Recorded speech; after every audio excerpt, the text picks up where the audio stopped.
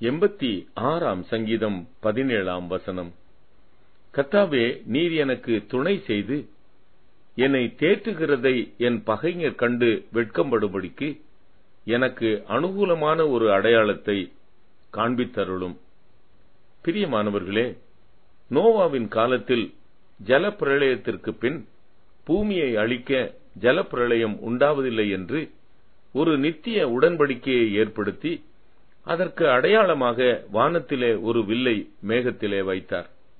மோசேயின் கையிலுள்ள கோலினால் அற்புதங்களை செய்ய அதிகாரத்தை கொடுத்தவர், கர்த்தர் உனக்கு தரிசனமானதை அவர் நம்புகிறதற்கு இந்த அற்புதங்களே அடையாளமாயிருக்கும்.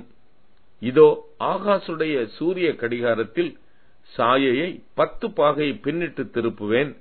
தாம் சொன்ன இந்த வார்த்தையின்படி கர்த்தர் செய்வார் என்பதற்கு கர்த்தரால் உண்டான அடையாளம் என்று ஏசாயா தீர்க்கதரிசி எசேக்கியாவுக்கு சொல்லுகிறதை காண்கிறோம். சில அடையாளங்களை கர்த்தரே கொடுக்கிறார். சில அடையாளங்களை சிலர் கேட்டு பெற்று அதன்படி நடக்கையில் நம்பிக்கை அடைந்து கர்த்தரை மகிமைப்படுத்துகிறார்கள். தேவரீர் சொன்னபடி என் கையினாலே ரட்சிக்க வேண்டுமானால் நான் மயிருள்ள தோலை களத்தில் போடுகிறேன்.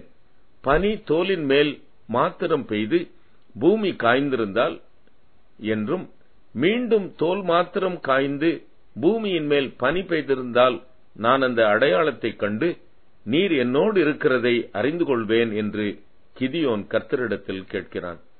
கர்த்தர் அவன் கேட்ட அடையாளத்தின்படி செய்து தம்மை மகிமைப்படுத்தினார்.